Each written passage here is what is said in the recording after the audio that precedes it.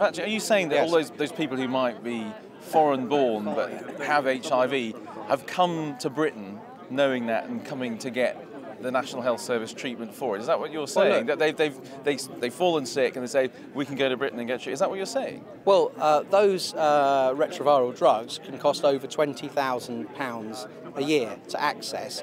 As a result of a change, I think the coalition government made in about 2012, a decision was made that anybody in Britain with HIV could get those drugs and can get payment by the NHS, can access the treatment for free. That's going to be an enormous pull factor for people from across the world. But those could be just people who have been living here, working here, and fall sick in a way that they can fall sick in any way. And then you're saying that they shouldn't be treated? No, well, it could be, couldn't it? But you wouldn't get a proportion of 60% of new cases for treatment at enormous expense to the NHS, funded by national insurance, British taxpayers' national insurance contributions, 60% of the treatment in the budget for HIV being spent on non-British nationals. So are you saying that if people are in that situation, they fall sick, they're here with HIV, what are you saying? You wouldn't treat them, or you'd send them to another country? We have a policy that people who come in from abroad should have health insurance themselves. We would certainly let people they're already here before your system came into effect.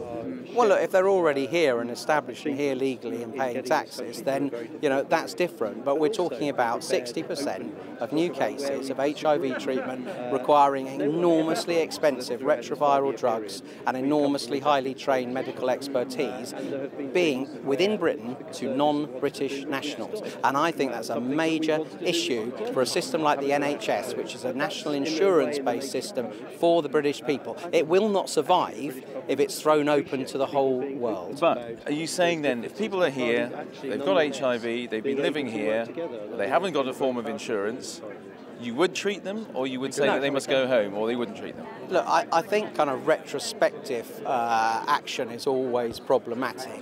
What we want to solve is the problem in the future. But what we've got is... Sorry, and how would you solve that problem in the future?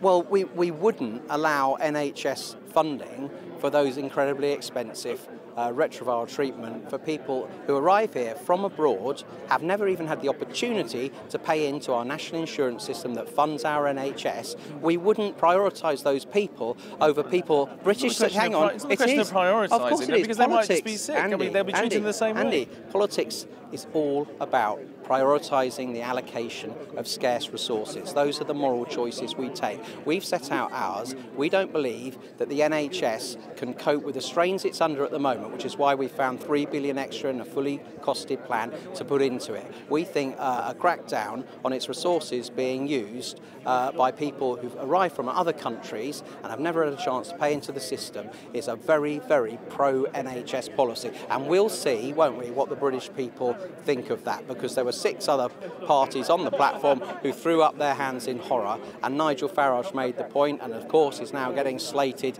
and abused and called names for it. Well, it's a moral choice about scarce resources and where they should be spent, and we've made our position clear. Are you concerned that there's going to be a lot of talk about that point that Nigel Farage made and virtually nothing else because he made that particular point? No, I think people in a free press, a free media, can talk about whatever they want, and I thought the debate was actually very good. I wish it happened a few weeks ahead rather than more than a month before the general election. I thought it actually worked better as a 7-way than I thought it would, and I would say in terms, I obviously think Nigel Farage set out our stall as a party that's different.